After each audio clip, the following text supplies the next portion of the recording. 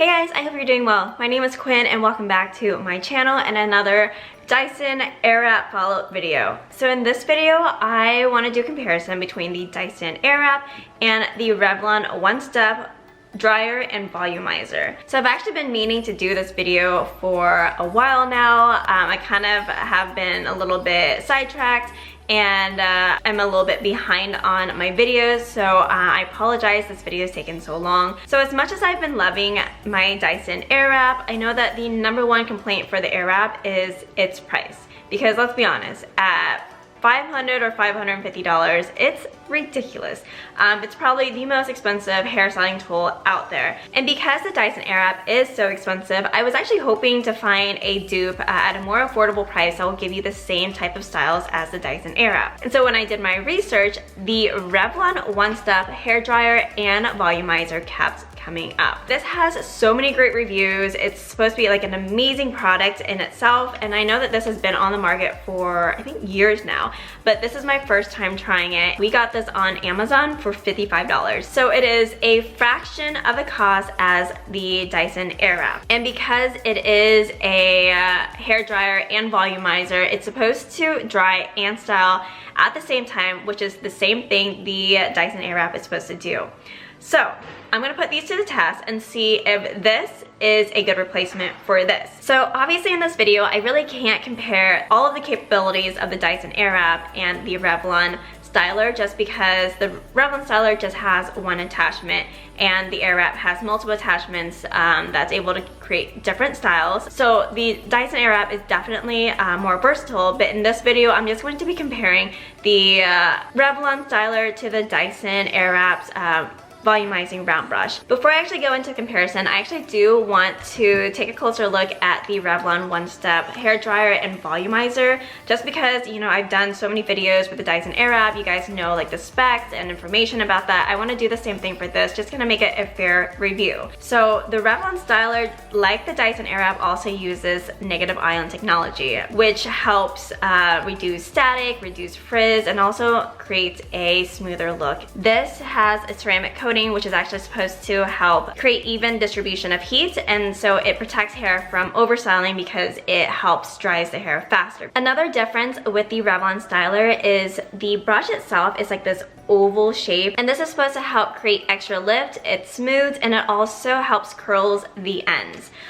Whereas the Dyson is just a regular round brush. However, I will say that with the Dyson, you do have the option of switching out the attachment to one of the smoothing brushes. The Revlon has the smoothing bristles and then the boar bristles.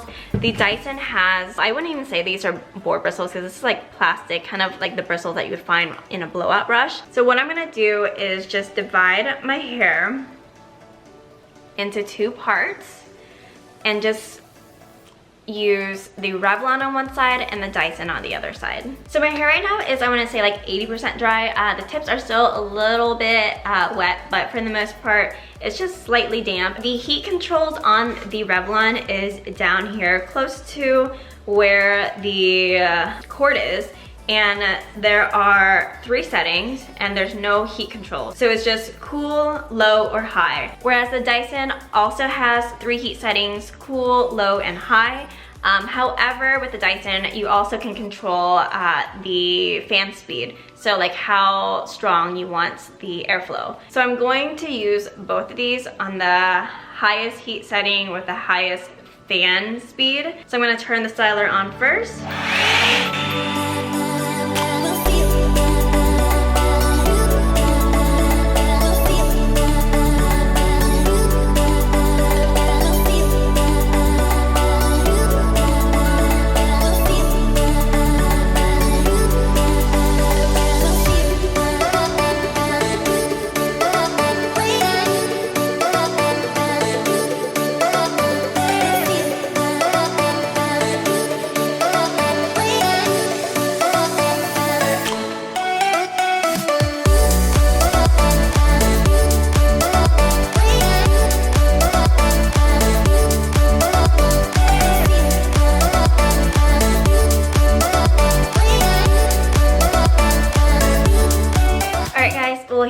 are the results I achieved from both the Dyson Airwrap and the Revlon styler. I think they're both pretty comparable. I'm not really used to using a small round brush like this on my hair, so the ends on the Dyson are a little bit like too curly for me. I normally just kind of like them to go in just a little bit.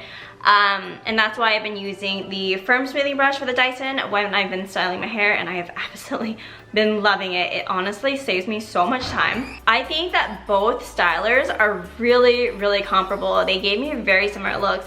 I feel like the Dyson is a little bit more voluminous.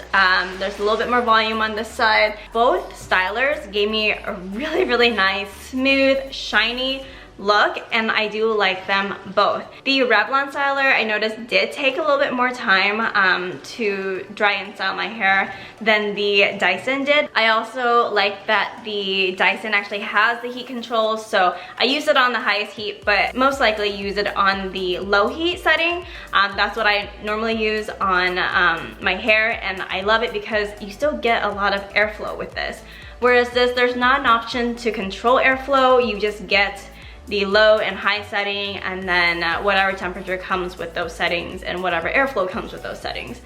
So that's the only negative, but I will say that I do really like the style that I got from the Revlon. I'm actually really impressed with this tool. I love the combination bristles on this styler, whereas the Dyson, it just has the round brush bristles and it's a lot shorter, so there's not as much hair that can go onto this barrel as opposed to this.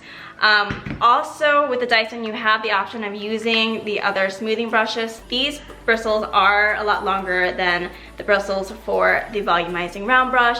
However, the problem with these bristles is it doesn't grip as well.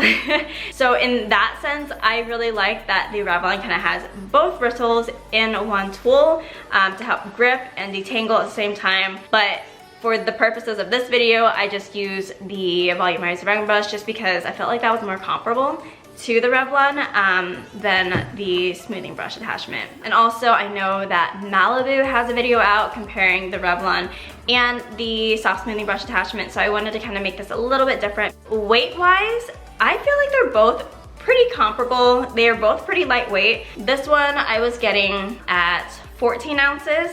And then this one I was getting at 16.5 ounces. I really like the size of the brush on the Revlon versus the Dyson. For me, with as long of hair as I have, I just feel like this is just really small of a round brush. I just didn't want too much of a curl. As you can see, some of these strands right here, and I tried to like really smooth these out as much as possible, but it's just really hard for me to control the curl with such a small barrel. I hope that in the future they'll incorporate more sizes. That would be amazing if they could just, you know, add bigger attachments. That would be like phenomenal. And I do like it. I actually thought that I was going to be using this attachment the most when I first got my Dyson. However, I've been using my firm smoothing brush attachment and I've been absolutely loving it. It saves me so much time. But yeah, I noticed that with this, it just comes out really smooth. It's not perfect. I still prefer the firm smoothing brush, if I'm to be honest. If I had to choose between the two, it would be the Dyson with the firm smoothing brush, but in this comparison, I like the size of this brush better. I feel like this was really easy to use also. It felt very comfortable for me to kind of roll my hair in it, and I feel like maybe the oval design contributed to that. I do like the boar bristles, or like this type of like harder, shorter bristles, or like more dense bristles, but these types of bristles also cause more hair loss because they snag a lot more on your hair. Whereas the smoothing brushes, they really don't have any of that. They don't snag your hair just goes over and just, it smooths it out so well. So this is a lot less damaging on your hair than the round volumizing brush attachment, and also the Revlon, just because it doesn't snag as much. So overall, I'm really happy with the results I got from both stylers. I feel like they're really comparable, and I think that's like awesome for the Revlon because it's so much cheaper than the Dyson. But you have to keep in mind that the Dyson does come with so many more attachments and it's able to achieve so many more looks. So I feel like for me, I would choose the Revlon styler if I already was happy with curling my hair using my traditional conventional curling barrels, if I already had a really nice hair dryer, if I had, you know, all that stuff, and the only thing that I really wanted from the Dyson was the smoothing brush attachments or the blowout attachments, then I would get this over the Dyson. But if you want kind of the complete package, then the Dyson is the way to go. I do still really like this. I feel like the intelligent heat controls for the Dyson is a lot healthier for your hair. There's just so much more technology with this, and that's what you're paying for ultimately than with this. So as I mentioned before, I got the Revlon One Stop hair dryer and volumizer on Amazon. However, before this video, I went on Amazon to check out the prices just to see if the price has gone up, so I can be more accurate in telling you guys the price.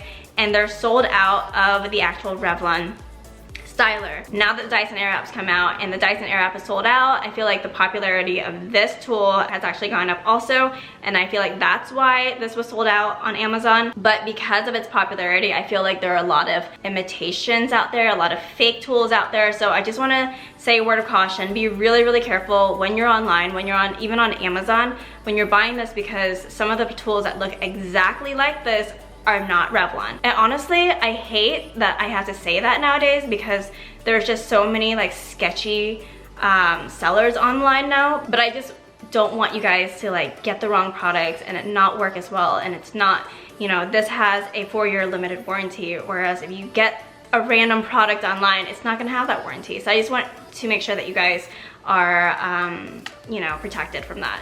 Okay. Well, you guys, that is pretty much it. I hope you guys enjoyed this video with the comparison between the Revlon One Step hair dryer and volumizer and the Dyson Airwrap.